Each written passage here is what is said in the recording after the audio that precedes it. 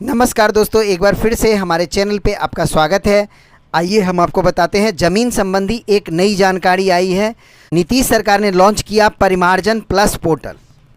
परिमार्जन plus portal क्या है, आज के वीडियो में हम इसी के बारे में जानेंगे।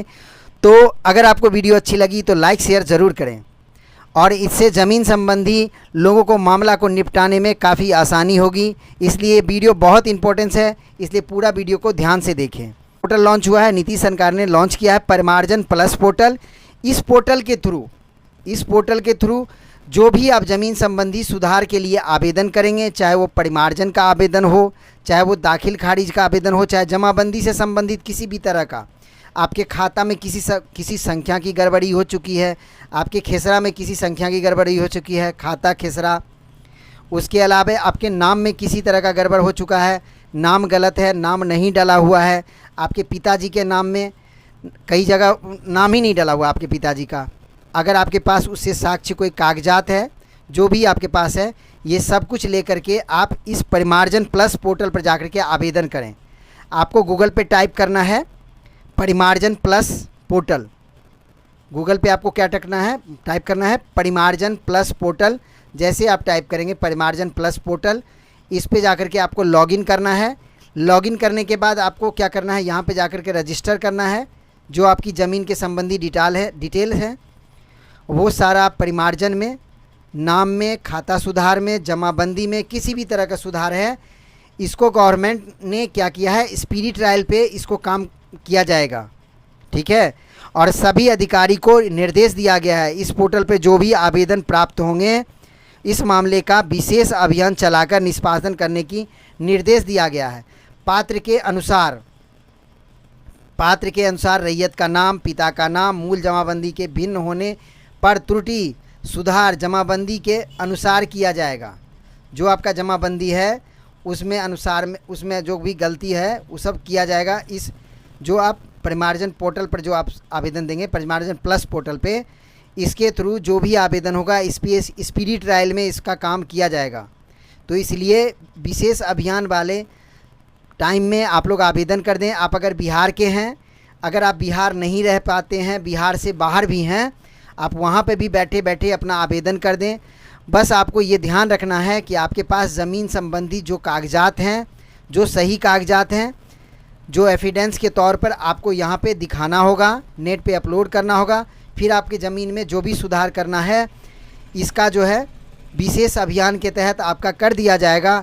और इसके लिए नीतीश सरकार ने खास पोर्टल लॉन्च किया है और उस पोर्टल में जाकर के अभी जो भी आवेदन होगा, इसका काम पहले आपने देखा होगा, ज़मीन में हमने कोई भी आवेदन किया था जाति मतलब परिमार्जन का, तो उसमें कई बार टाइम लग जाता है और कर्मचारी जो है इसको धीरे से काम करते हैं। कई बार कहते हैं हमारे सीओ साहब नहीं हैं।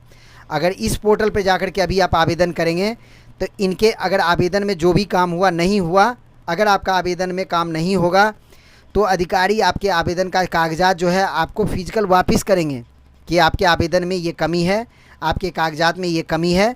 फिर आप उस कागजात को उनको निकाल करके देंगे तो फिर आपका वो सुधार कर देंगे। और इसमें एक नियम और भी है कि आपके आवेदन को एक ही बार आपको वापस देना है। दोबारा आपका आवेदन अगर इसको रीसबमिट करेंगे तो फिर इनको किसी भी हालत में इसको काम करके देना है।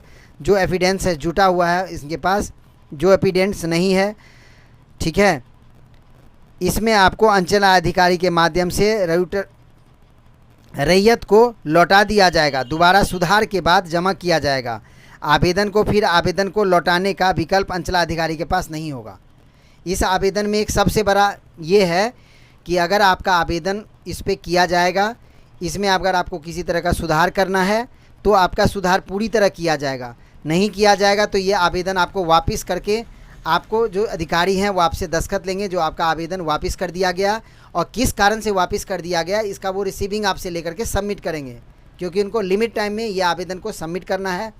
तो इसलिए ज़्यादा से ज़्यादा संख्या में जिन लोगों का ज़मीन संबंधी किसी भी तरह का मामला है, बिहार में किसी भी ज़िले का मामला हो, बिहार में किसी भी गांव का मामला हो, बिहार में किसी भी शहर का मामला हो, वो जल्दी से जल्दी अपने ज़मीन का किसी भी मामला को निपटारा करवा लें और इस पोर्टल पे जल्दी आवेदन करें। और आवेदन में देरी ना करें, आवेदन करके अधिकारी आपका इसका जो है बहुत स्पीडी में काम करेंगे, जिसका सरकार का स्पेशली आदेश दिया गया है। इसके कारण हम लोग पहले भी आपने देखा है, जमाबंदी सुधार करने के लिए, नाम सुधार करने के लिए, खाता सुधार करने के लिए, खसरा सुधार करने के लिए हम आवेदन देते हैं। अक्सर हाँ, ये आवेदन ज़्यादातर पेंडिंग रहता है और इसके लिए क्या होता है, जो कर्मचारी, जो निचले स्तर के कर्मचारी है, वो इस पर ध्यान नहीं देते हैं। उपले स्तर के कर्मचारी तक प्रॉपर बात नहीं पहुंचा पाते हैं, ना वो काम कर पाते हैं और ना ही इसकी जानकारी वो उच्च अधिकारी को दे पाते हैं। तो इसीलिए नीतीश सरकार ने ये योजना में जो अभी जो मंत्री हैं आपके जायसवाल साहब, जो भूमि सुधार विभाग के जो मंत्री हैं, उन्होंने स्पेशली ऑर्डर दिया है, ये पोर्टल लॉन्च कर दिया है। इस पोर्टल में जाकर के आप अपना परिमार्जन का आवेदन करें, जिसमें नाम, जमाबंदी, खाता सुधार जो भी है वो करवा लें।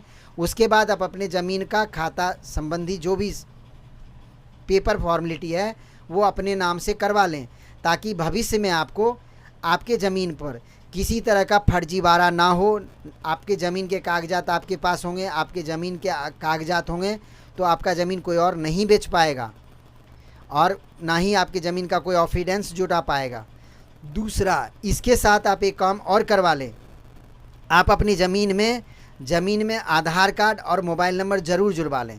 अगर आपके पास 10 कट्ठा ज़मीन है और उस 10 कट्ठा ज़मीन में आपका निजी ज़मीन है तो आप अपना आधार कार्ड, अपना मोबाइल नंबर जुड़वा लें।